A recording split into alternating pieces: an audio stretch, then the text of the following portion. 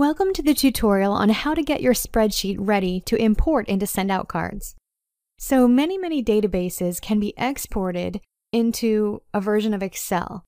And once you've taken your database and exported it, you can now do a couple little things to get your spreadsheet ready to import into Sendout Cards. So here's a couple tips and tricks for you.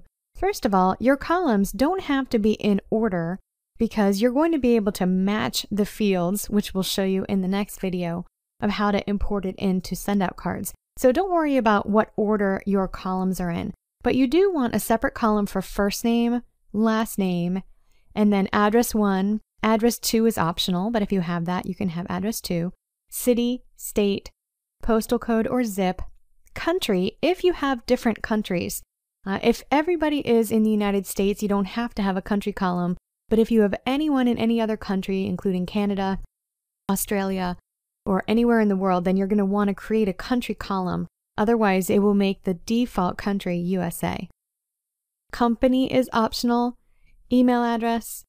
You can have different phone columns if you'd like, home, work, cell. And then you can have birthday, anniversary, and spouse's name, and spouse's birthday. Now you also can create a column called group. And if you are going to be importing your contacts in and want them to be in a particular group in Sendout Cards, then you're going to want to create a column called group. Now, I want to show you how to do that, because if you don't have a column called group, you'll simply want to right click and hit insert, which allows you to create a new column, title it group, and then you're going to want to type the name of the group. Now, this is very important. You want the actual name of the group to be exactly like the way you named it in Sendout Cards. So in other words, if I called it Christmas Batch 3 with the X and the B capitalized, you're going to want to do the exact same name of your group in Sendout Cards. So when you go to Sendout Cards, you'll notice that I named the group Christmas Batch 3 with the exact same way I spelled it in my spreadsheet.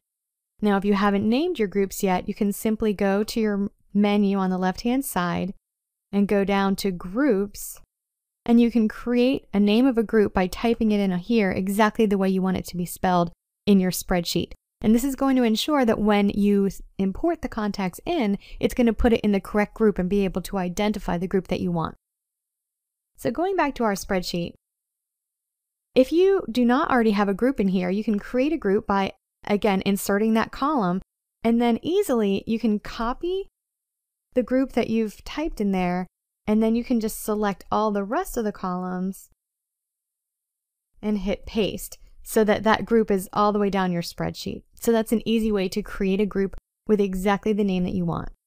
Now, another tip and trick is that in your zip code column, sometimes Excel does not recognize that it's a zip code, and so for some states like Massachusetts or New Jersey, it won't have that 0 before the name. So you want to make sure you highlight that column and go up to the tab that says Home. And on that tab, you're going to notice whatever version of Excel you have, there's an option to do Format, and then at the bottom, Format Cells. And you're going to want to choose the one that says Special.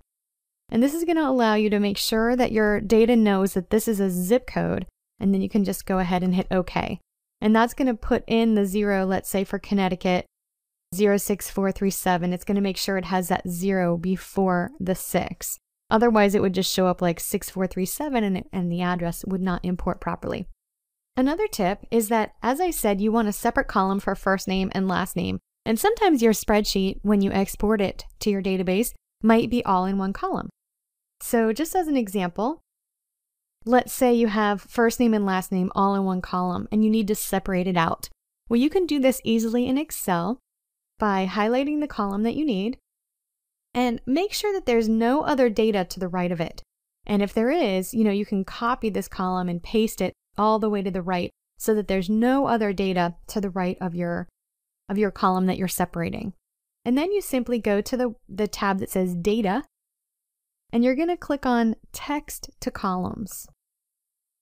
So when it pops up, you're going to want to leave it as delimited and go ahead and hit Next. And now you're going to pick the delimiter, which in this case is a space, because that's what separates someone's first name and last name. And so you're going to check off the one that says space and make sure it looks good down here and hit Next. And then you can just hit Finish. And what that's going to do, as you'll notice, it's separated out our columns so we now have first name and last name. In some cases, you'll notice that it separated it into more than one column, because where it says Brad Abramovitz, that worked out great, but where it said Deepa and Aaron Alfano, it's now in a bunch of different columns. So a very easy way to kind of put these columns together is to simply highlight all three of the, or four, or however many columns are separated out, and just hit copy. And then I like to easily do this in Word. There's a way to do it in Excel too, to merge them back together. But if you have Word on hand, it is so easy to simply paste those 4 columns and then click outside it where it's going to give you the option to do layout, convert to text, and you want to separate this text not by tabs, but by other, and you want to put a space in this little box and hit OK. That's going to completely condense those last 3 columns or 4 columns back into one. And then leaving it highlighted, you just copy it, go back to your spreadsheet, highlight that one column and hit paste. It always asks you if it's not the same size and shape, just hit OK. And you'll notice what this did is it pasted everything, like let's say Ann Melissa Kalfas, it puts it all back in that one column so you can delete the other columns. So this is just a simple way to separate it out from first name and last name.